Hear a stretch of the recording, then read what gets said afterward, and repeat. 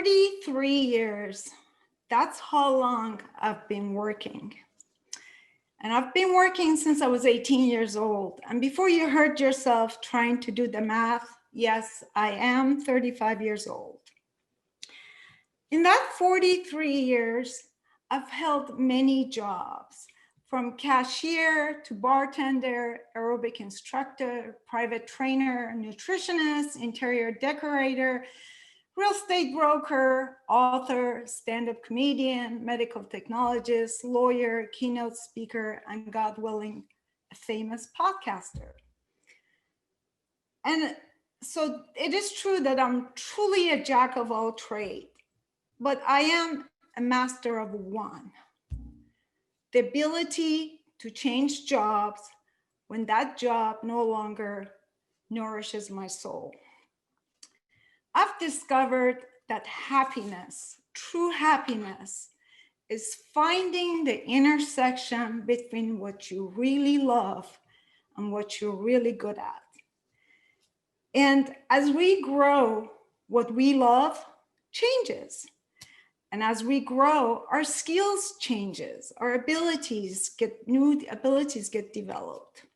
So to expect the same job that we went to school for, or got right after school in our 20s, serve us and nourish us and make us happy in our 30s, 40s, 50s, 60s till we retire. And that's how we look at jobs. And that's why majority of people who are working, even in jobs that they're not being tormented by their employees or bosses, or they're doing well. They're by all measures, they're getting paid well, things are easy, but somehow they're not fulfilled. They're not really happy. And when you're not happy at work, and I'm not even talking about being unhappy, when you're not truly happy or fulfilled at work, that oozes into your work. You're never at your best at work. And it also spills into your personal life. Many people start numbing that nagging feeling they get that something's missing by obsessive behaviors, from watching too much TV, to social media, to alcohol, to drugs, to whatever you want to call obsessive overeating, just to distract themselves. A lot of us start picking at other people, or nag our spouses or our friends, and we think it has to be somebody, something, because we need chaos in our life. We need some sort of kind of change. Because those of us who actually feel that jobs are fine, if we are not growing in our jobs, we're dying. Our souls are dying. And we don't realize it because we can't see what's wrong. What is wrong? There's no one bugging us at work. Things are easy. I'm making good money. Then what is wrong? And you can't figure it out. Or if you feel that you can blame your boss or your work or your coworkers or the clients, you change jobs and there you are all over again. Same things happening. You can't figure it out. So we start picking at other people, our families, our relatives, our friends. And before you know, we alienate everyone. And we're just this angry, tired, stressed out person that we don't even recognize anymore. And we don't know why. Now, the key could be we're not in the right job. A lot of us went to school because we had to. A lot of us went to school because what else you're supposed to do. A lot of us went to school because our parents told us you got to pick this major, or our friends were doing this major, or our parents were doctors or nurses or whatever. And we decided that's what we should be doing because that's all we were exposed to. And we were never exposed to different things. Some of us just have wrong perceptions about certain things. And we think, well, we could never do this, or I could never do that, because we think doing certain profession requires a certain characteristic that's just not in you. You know, I never thought that I would graduate from college. When I was born and raised in Iran, and I was told girls didn't play sports, which was the reason why I started playing basketball, because nobody tells me what I couldn't do. I became really good at playing basketball. So I was able to get a scholarship to go to Wichita State University. When I went to college, my Iranian parents expected me to either be a doctor or engineer, the only two respectable professions at the time for Iranians. Well, I couldn't be a doctor because I would faint at the sight of blood. And I could never be an engineer because my math was not good. The only math I knew was 789, which was the answer to the riddle why 6 was afraid of 7.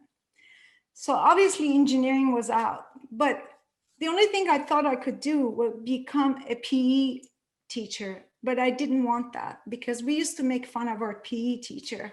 And I really didn't want to be like that. I wanted a job that would kind of give me a little respect.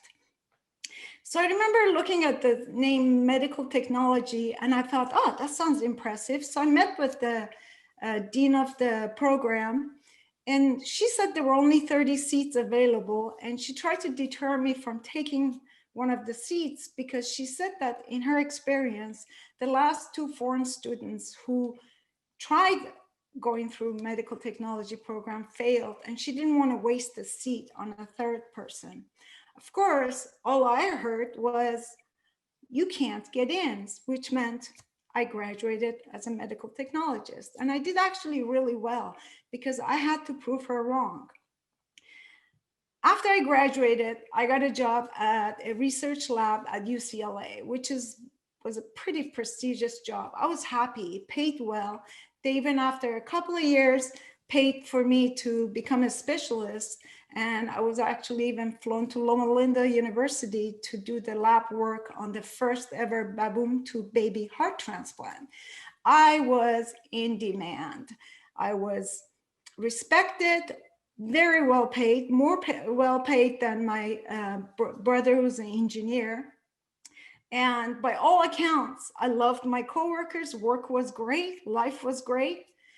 But after 5 years, I began to thrash around again. I wasn't happy. I started doing different things. I started doing the interior decorating. I started teaching aerobics, being a trainer, all sorts of different things. Just try to find my bearing. Why was I not happy? I started partying, and the more I partied, the more I shopped, the more I did whatever, the unhappier I got. One night, I remember I met a guy who, I knew a guy, but drinking too much, we got into it, and he insulted my accent. And I started insulting him because he was in law school and he thought he was the smartest person in the room. So I told him that any idiot can go to law school. And before you know, he made fun of the fact that I didn't speak English very well, and there's no way I could get into law school, let alone be a lawyer. And of course, that again sounded like a dare. Having been raised with 2 brothers, I only had one natural response to a dare. I always took it. But of course, the idea of someone who barely spoke English, and I didn't read very well, I was functionally illiterate, going to law school was scary. Just the thought of being a lawyer, doing reading and writing and stuffiness and big words, it's just all of that was just not for me. Paperwork was the most dreaded thing in the laboratory for me, just to do paperwork. And the idea of having a profession that is just involved around paperwork is not something I would ever even consider. But worse is I was extremely shy. Even though I was very talkative when it came to people I knew, I was extremely shy. And the idea of getting in a courtroom and speaking, that in of itself was terrifying enough for me to never go to law school. But then again, dare is a dare. So 3 years later, I graduated from law school. And something amazing happened in law school. I found that law is my natural language. I think in law. Law makes sense to me. It was truly effortless. It had its own language. I already knew the language as if.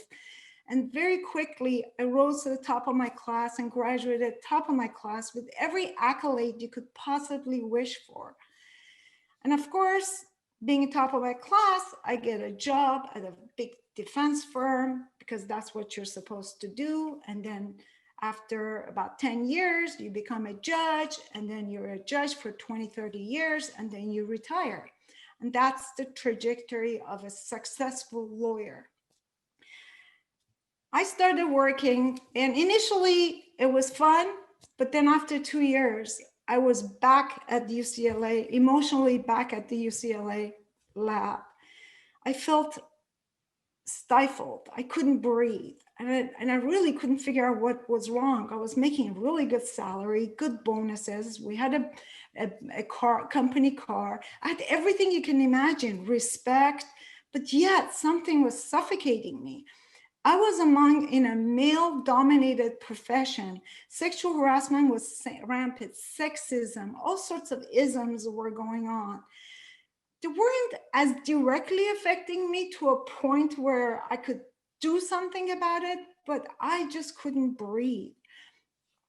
For instance, if you would complain that a client or a corporate client hit on you or said something inappropriate, the response of the partners were, well, try to wear a jacket over your shirt, or try to put your hair back, don't wear makeup, or basically don't be feminine because you don't want to tempt them.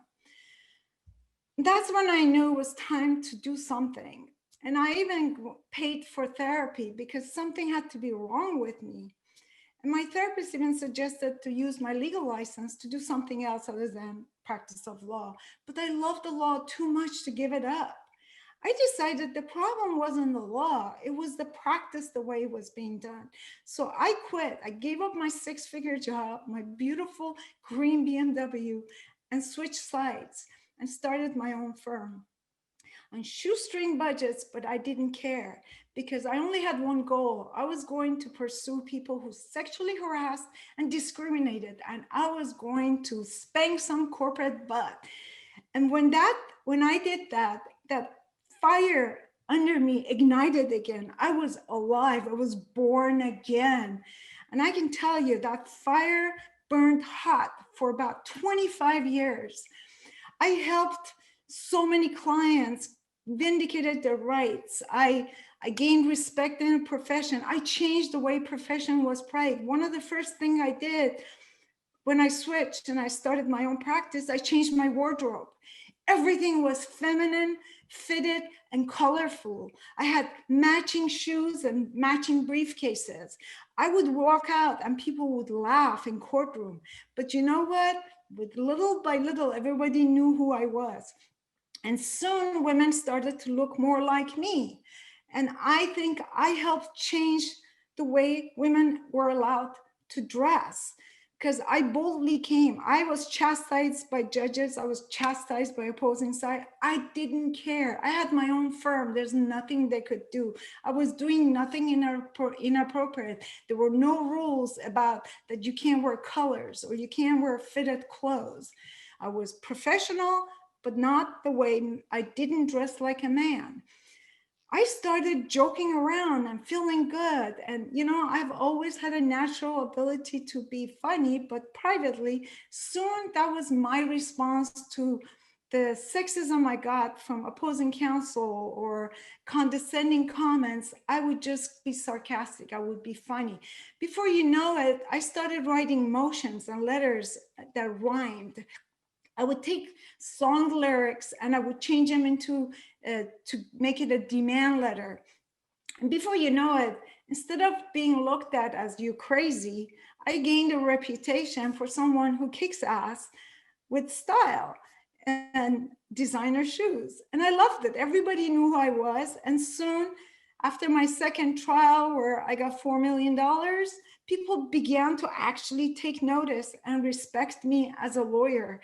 And soon they associated being funny and dressing well or dressing feminine as a characteristic of a successful female lawyer. And I think there were other women that were doing the same things all around the country. And that's how I stepped into what made me happy. I was helping my clients loved how they were being treated, and things were going great. Until about 2017. I remember it was May 15. I walked into my office and at top of my profession, and I sat down on my desk and I felt exactly emotionally like where I was in the laboratory. And I couldn't figure out why. I had a wonderful husband, great family, everything was going good. But I just felt like I needed to change. What had happened was things had gotten easy, stagnant, things were the same. And soon my soul, I wasn't growing, I was dying. And I thought to myself at the time, I was about 56, 57, and I thought, I'm going to retire. Maybe I'll retire at 60. Just come on, push through a few more years. But I felt so young. And the idea of retiring at 60 seemed really weird. But I thought I just knew I couldn't do practice of law much longer. And I got lucky within a few weeks that someone asked me to give a keynote. And they asked if an honorarium of $10,000 would be sufficient. And it was to a convention of women, a large number of women. I didn't quite know what honorarium was. I'd heard the word, but I wasn't sure. I assumed that it meant they wanted me to donate to their organization.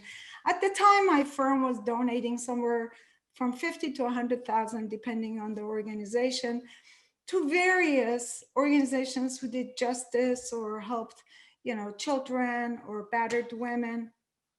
So I was happy to pay the 10,000. And I remember calling and wanting to know who to write the honorarium to. That's when I learned that that's what they were going to pay me to speak.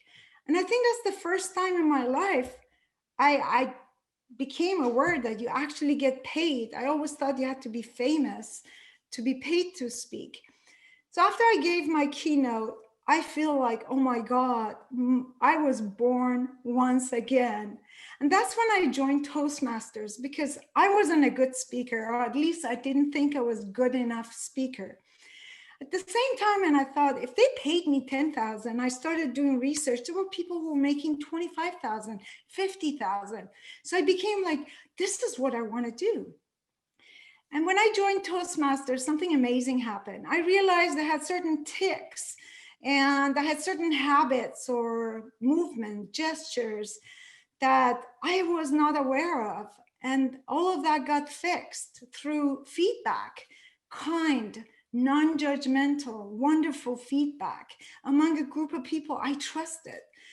And then little by little, every time I spoke, my heart palpitated less.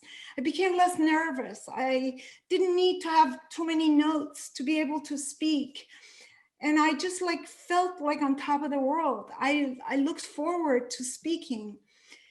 And I got better and more confident, and then started thinking that my next profession has to be keynote speaking. I didn't like traveling, so I knew I had to charge a lot. And to do that, I had to be funny, I had to give something of value, but I also had to be famous. So how do I do that?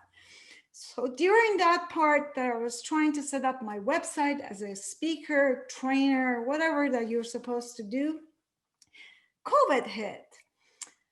And at first I was extremely disappointed, but as time went, I had more time to think. I started reflecting on why I wanted to be a keynote speaker. I started realizing I don't like traveling and I don't like being in hotels.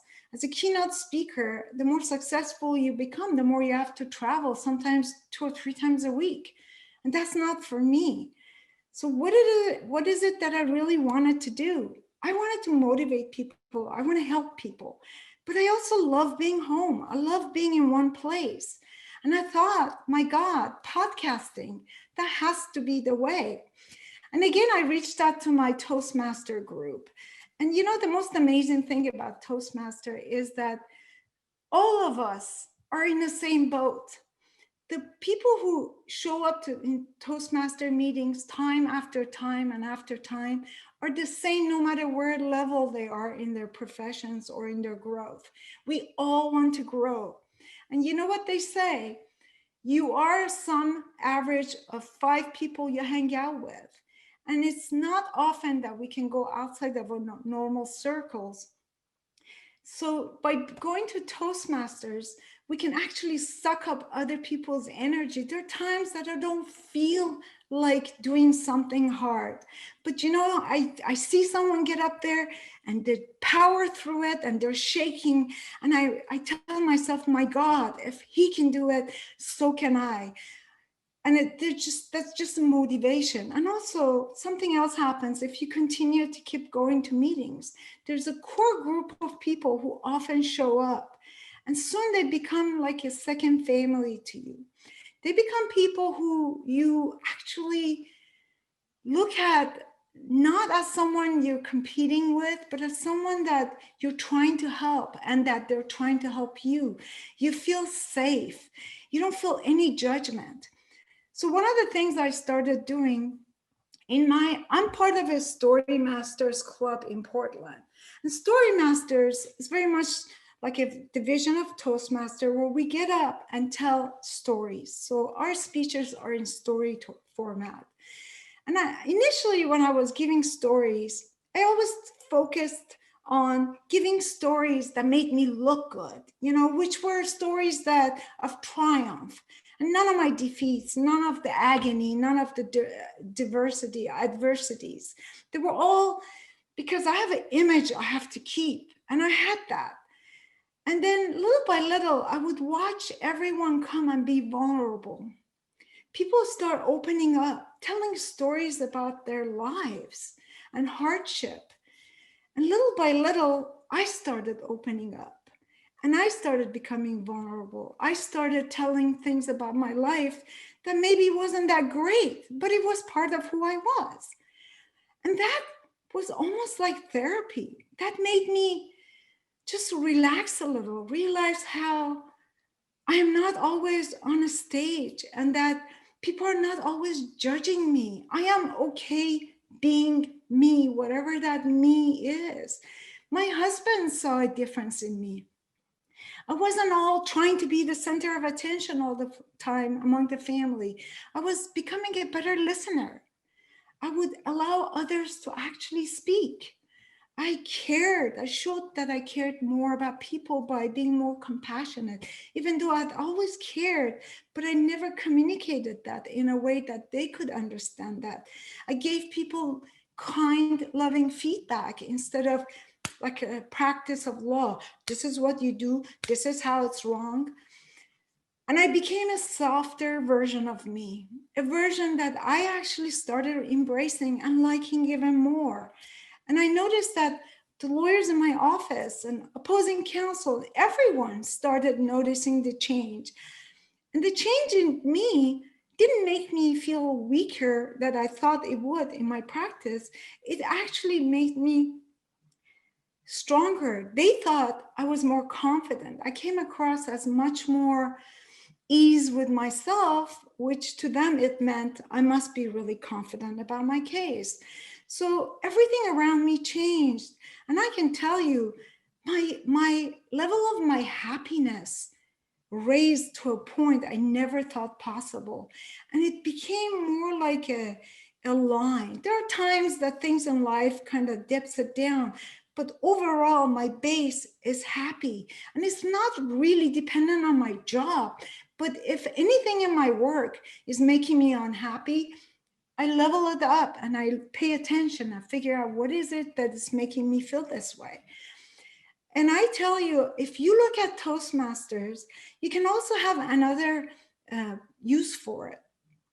I know that in my life, every time I wanted to do something, I first started talking about it. I told my friends I wanted to go to law school way before I even thought I could, after I was dared. I was testing it out. And I noticed that Toastmasters is the same. We look at it, you can get up and tell people, give a business plan of what your job would. Let's say you're an accountant and you don't really like accounting, or you feel like your job, no matter where you go, is the same. You're just not really all that happy. You're not fulfilling where you need to be. Think of it this way: show up on your Toastmaster, have a business plan. Let's say you want to start your own business, whether it's accounting or some other business. Do a business plan. Tell people at your Toastmaster as part of your um, plan what you are going to do. You don't have to do it, but fill it out. I did that when it came with certain jobs. I started talking about what I was going to do. And I noticed that when I was saying it, my brain started thinking more about the details of it. And then I hit a platform that I don't think I want to do that. And it was very helpful of not having to do certain things or figuring out something to do. And podcasting is one of those. There are people in our class that started doing some podcasts, and there's a few that are actually very successful. And I look at them, and I'm jealous, I'm envious, and I want to be like them, and I want to be better. So look at things that you look around, jobs, professions that make you jealous. If you see someone singing really well and you feel like, God, I want to be a singer, then, use that as something to figure out. Maybe that's something you love to do. If you see someone cooking and that's what you think about, if you're walking by and you see someone selling something, you think, God, I could do that. Think maybe that's your natural talents. Figure out what your natural talents are. And how do you do that? I think even though our interests in life changes as we get exposed to more different, to different things, there are certain things in our lives that will remain the same. And I think that can help you determine what kind of work you want to do. Or even if it's the same job, maybe make changes, maybe do something as what you could possibly want to do to get there. Let me give you an example. As children, when you look back to your childhood, maybe ask your family members, ask your parents, your sisters, your brothers, and people that knew you when you were little. Were you a kid that were leading the other children? Or were you one of those children that always looked for someone to follow, and you were funnest and had the most fun when you played with a group of people and there was always someone leading it? That's really important information, because a lot of us get into roles where it forces us to lead, and we are not good leaders. So we don't reach our potential. Society thinks it's great to be a leader and it's not so great to be a follower. But the reality of it is they're equally valuable, and it's who you are. If you are a follower, that's beautiful, because there's nothing can get done unless there are people who are managing, who are doing stuff, who are actually doing the work. And you can reach the pinnacle of anything you want, pinnacle of anything you want, if you are put in the position that it's in synergy with who you are. Because if you are a follower, you're not going to be comfortable being a leader. Now, don't get me wrong, there are times that you are a leader and you've never been in that position. Just like me in law, I never thought I would like reading and writing and talking in public, but because I was never put in that position. Next thing you want to look at is, what is your natural talent? Is it what comes easy to you? What do you gravitate toward? Do you like writing? Do you journal? Do you think, or do you like to talk more than you like to read or write? Those are really important, because the profession, if you don't like reading, then you don't want to get in a profession that forces you to sit down and read. If you are one of those people like me, where I call myself ADD, that I just can't sit still for a long period, you will be miserable in jobs that require you to be sitting down all day long and just get up only to take a break. You want a job that allows you to move. That's the kind of job that would make you happy. And every subject matter you can imagine, there are aspects of that job that will give you what you want. Look to see, are you good with math? Are you good with languages? Are you good communicator. How do you communicate? Do you communicate verbally or in writing? All of those things are really important.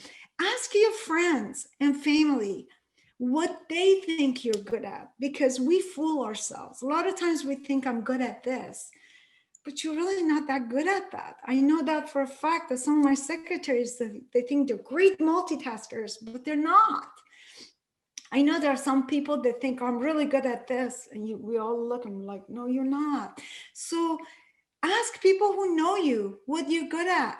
You would be shocked how a lot of times that's not the same thing as you thought. But make sure that they don't feel the need to make you happy. Let them tell you the truthful, the painful truth, because that's going to help you. Ask your Toastmaster people that know you long enough what your abilities, what are you good at. And a lot of times, because of the stories you tell or the speeches you've given, they can have a hint of what you've done. Look at what you have done in your life. Look at what type of things you've done that you were successful at. That's a clue as to what your natural talents are. Perhaps look to see if going back, and again, I think your family can really help you. One thing I can tell you is, like, you're either like naturally humorous or you're not. And we can all try, and some of us are in between, but reality is you're either a serious person or you're not. There's some lawyers, and no matter how much I joke around with them, they roll their eyes and they think I'm a crazy kook. And there are lawyers who just love, even though they're not laughing, but they have a great sense of humor. So those are the things you have to think about, because if you go to a stuffy office or a stuffy type of job that doesn't allow that outlet where you could be, interactive, funny, laugh, that you're not going to be happy. And also, if you're a serious person and you go to a job where everyone's clowning around, you're going to be miserable. You're not going to be happy. If organization is not your skill, you don't want to be in a job that requires you to be super organized. Be truthful to yourself and look for something that you're good at and that you love. And that might change, but keep changing. There's nothing wrong. There's no shame to changing your jobs. I remember when I first started practicing law, if an employee hadn't been at least employed for a good 10 years, I remember thinking, oh God, this is going to be a tough case, because they're going to say this person is a flake. And now I have employees that every 6 months they switch jobs, and I don't bat an eye, because society's changed. Our needs have changed. Things are different. We're not from the 50s and 60s and 70s where you went to the same, got the same job, same age that was in your education or trade, and you stayed in that job till you retired. We don't live in the same homes and raise and then retire in the same home. We change homes every few years, whether you buy it or rent. We change things. Society has changed. So the idea that we should stick to the same kind of job or the same job is ridiculous. And especially if you keep going from work to work and you always blame others for your woes, let me tell you, the problem is you. You are not in the right job. You're not in the right environment. So you need to think about that and change it. So why don't we change? Why is it so hard? Because we're afraid. We're afraid of failure. We're afraid that we won't find another job. And I tell you, I hear that from my clients all the time. When I see talent in clients, I try to motivate them. I try to tell them that they shouldn't go work for someone else when all they complain about is how they run this, how they train the managers, how they're running the whole show. My question for them: why don't you start your own thing? It's always the same answer. Oh, well, I don't have enough money. Oh, well, I don't have enough education. I don't know. I don't know anyone. It's always something why they can't do it. Perfect example was this wonderful employee who was fired. And she was a great, smart person. And she kept talking about how she did everything at work, how she trained everyone. And sure enough, In her employment history, she seemed like she was always the star, but the problem was she did too much. People took advantage of her. She started helping other people, so people stopped doing that. And before you know it, she was running ragged. And she was never promoted because she made it so easy for everyone to do their job. Nobody wanted her to move from her position. And I encouraged her to get a job. So she decided she was going to take her settlement money and start her own business. But you know, something happened. As unusual as it was, the other side didn't want to settle. So it took about a couple of years and she couldn't wait anymore. So she went ahead and started her own practice, her own firm as a consulting for companies. And amazingly, before we even settled the case, she had already been big enough that she was thriving. By the time we settled the case and I gave her her part of the settlement, she was published as the 30 under 30 in Oregon. This is a woman who didn't think she had the time or the money or the know-how or the connections. And she did it because she felt like she couldn't get a job. So she thought she'd try it, but she did it because she thought money was coming, but she didn't need it.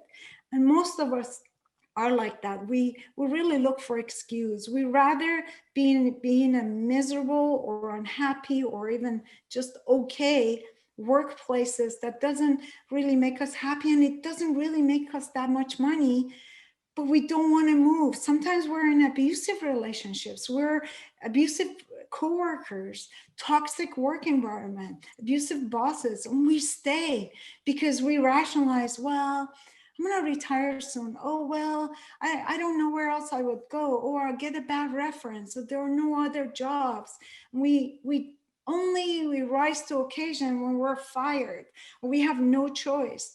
Most of my clients who are on unemployment, that they keep telling me I can't find jobs. And it's ironic how within a weeks of their unemployment running out, they find a job.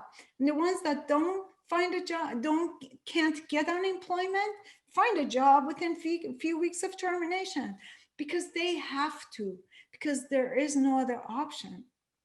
I'm telling you, if you are not happy at work, if you're not happy doing what you're doing, you got to make a change. That change could be within what you're doing. You want to nurture your soul. And maybe one safe step of doing it is simply tell it to your Toastmaster class and get their feedback on your talk. Connect with people that have done that profession. There's so many.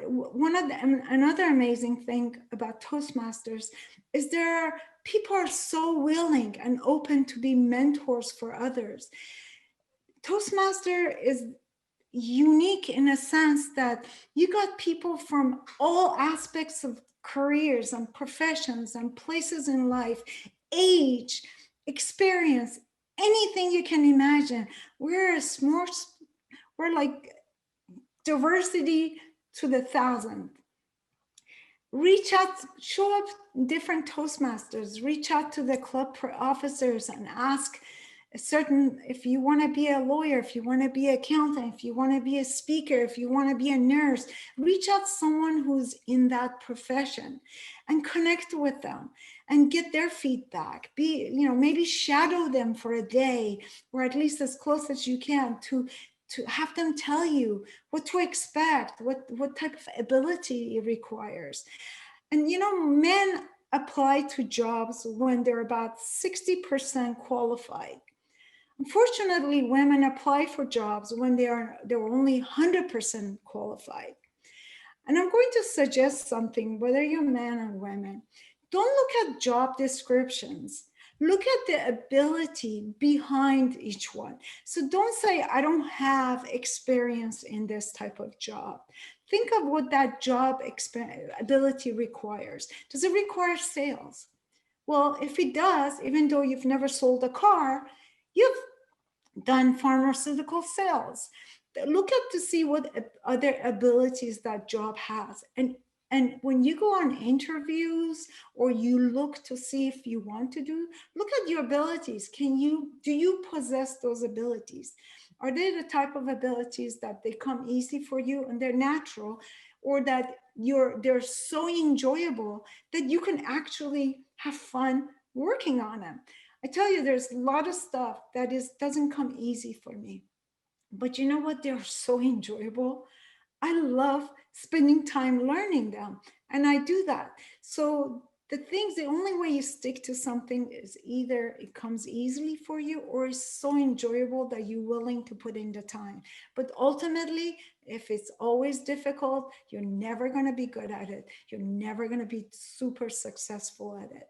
So my recommendation is reach out and find out what your natural talents are.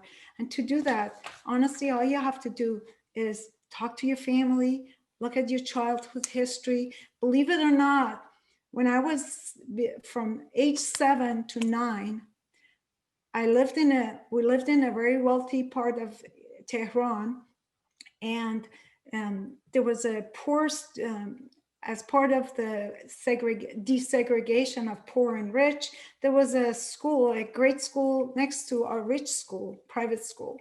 And these kids were really poor. You know who I hung out? All my friends were from that school, weren't from my rich school. My heart's always been for the underdog. And then between 7 and 9, I started doing what was just. I became a Robin Hood. I would go in our school, and when somebody had 5 pens, I would decide 3 is enough. So I would take 2 pens, erasers, whatever the people leave their jackets behind, I would combine them and put them in a bag, and I would go to the poor school and give it to them. And when you really look at it, what am I doing now? I'm doing the same thing. I go after people who've been harmed, and I help them. I take money from the people who don't deserve it and give it to the people who deserve it. And I feel like we can all look at our childhood and figure out what really made us happy. And remember, your souls don't have an age. Only you are the one who give it the age. Society give it age. Our bodies age and we die, but our souls will remain the same. So don't age your souls. Feed your soul. And to be young, there's no one says you can't joke around, you can't be fun, you can't do cartwheels. I have done cartwheels in the courthouse. It was written about it, not in a bad way. It was like she was so jovial, she did cartwheels. But I don't care. When I'm happy, I do cartwheels. All I'm saying is be who you are and lean to your Toastmaster group and get their help. It's free of charge, and it will set your soul free. Thank you. Super awesome presentation. Thank you, Mitra. Everybody, applause. Use those reaction buttons. Totally. That was amazing. All right, let's switch back over here. Now, what we have time for are some questions. So, Mitra, would you like to take the questions live, or do you want, I think that, that'd be really cool to have people unmute and ask and just kind of have an interaction. You okay with that? I'm fine either way. Yeah. So if you have a question or a comment, please go ahead. Feel free to unmute yourself. If it gets out of hand, we'll figure it out as we go. Hi, this is Catherine. Can I speak? Yes, Catherine, go right ahead. Hi, I enjoyed your presentation immensely. And let me tell you, I literally got teary-eyed because I'm actually in the process of doing a job change. And it's been really scary for me.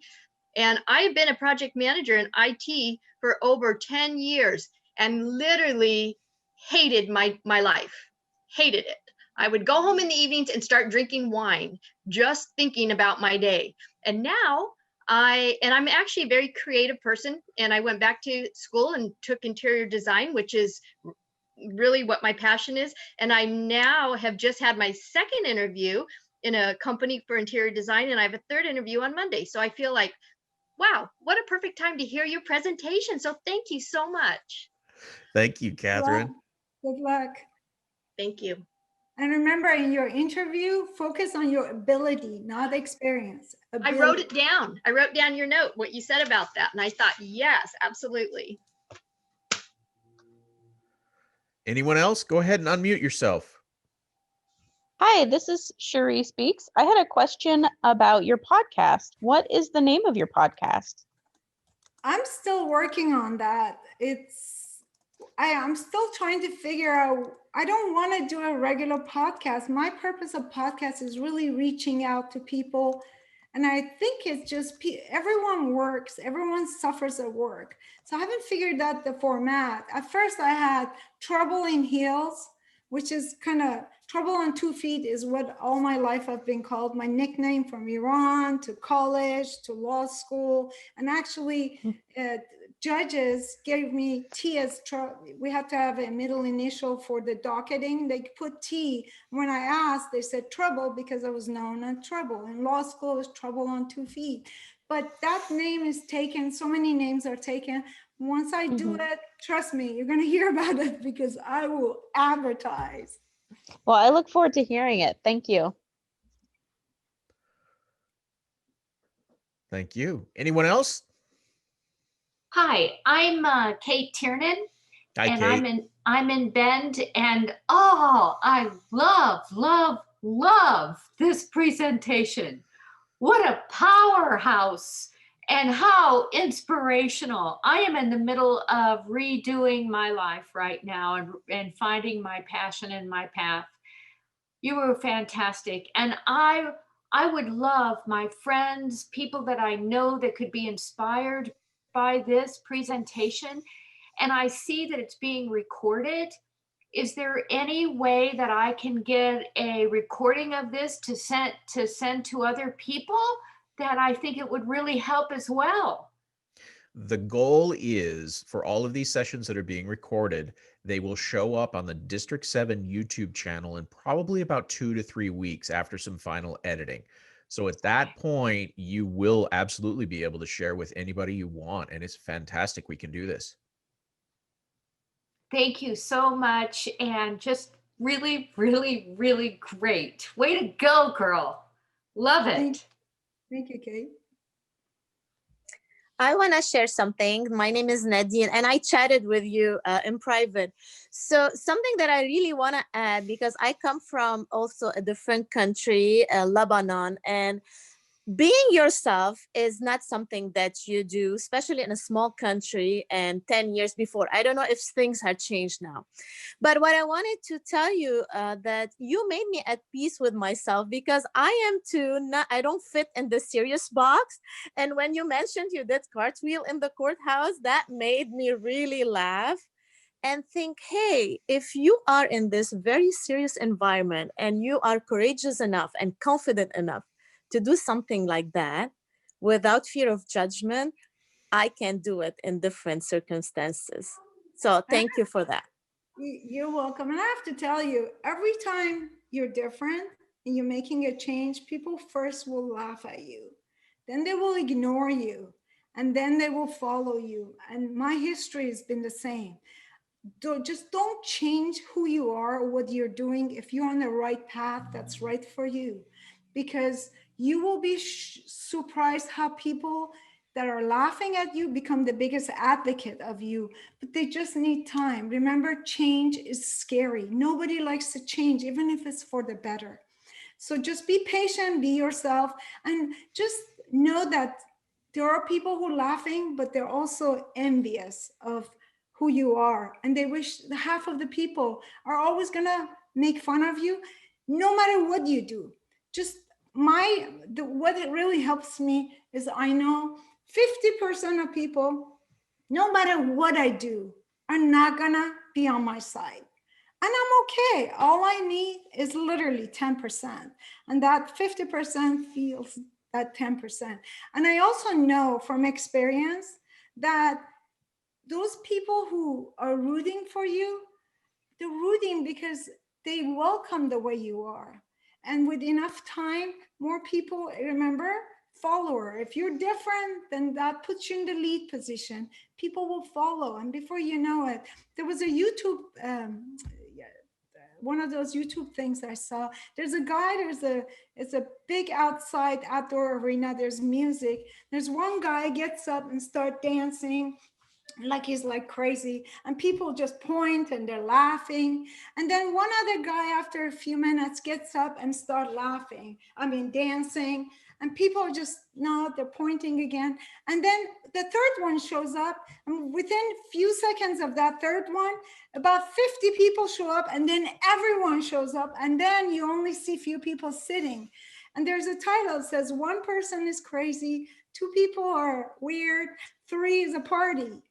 And just remember that there are followers everywhere. And being a follower is a beautiful thing. Embrace that. Being a lead, different is great thing. Embrace that. Whatever you are, you can't change. So stand in your own truth. Thank you. So Mitra, I have a question for you. Yes. How do you are a dynamic role model in all ways, shapes, and forms. How do you handle the days where you just don't have the energy and you don't feel like you're a role model, the days you doubt yourself? What do you say to yourself to get through that? Honestly, I think back of when things were bad. And I think that's something I've gained with experience. I look at sometimes the darkest times in my life have led to the lightest times of my life. And I have also to tell you something.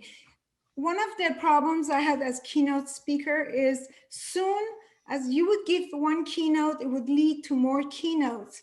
And before you know it, people start asking me to speak about diversity and adversity in life. And I didn't feel that there were adversities. They felt like there were actually stepstones to getting higher. So I didn't suffer the way people thought I should suffer just because I was discriminated against. I saw it as a dare. So it led me to better things. But then Toastmasters, people started, so I didn't like being associated with something. It was not incongruity of who I am. I'm a strong female who likes to change things, to say there's no difference between the two. I'm not Iranian. I'm not a minority. That's not who I connect with. So one of the things I started thinking, my God, society is starting to put me in a box. They look at me and want to pay me because of diversity, but when I want to talk about sexual harassment, strong female, somehow they're getting someone else or someone who could start a business and kick ass very quickly. They don't call on me. And that really kind of pissed me off. And that's why this podcast is meant to remedy that. And one thing I learned in Toastmaster is that everybody suffers, whether you're white, black, age, doesn't matter. Your suffering is suffering.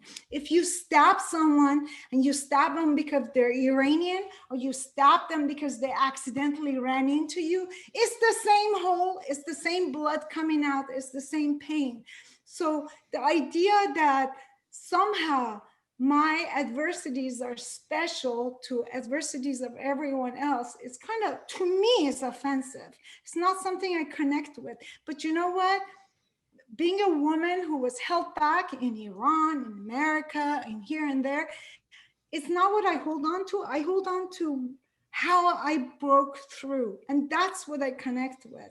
And that's what I think is really my podcast is going to and it's really easy to look back to answer your question again, is think of the darkest times when things were really hard. I get excited. Good, change. Maybe this is a good thing. And I make myself uncomfortable so I could grow. Again, if you're not growing, you're dying.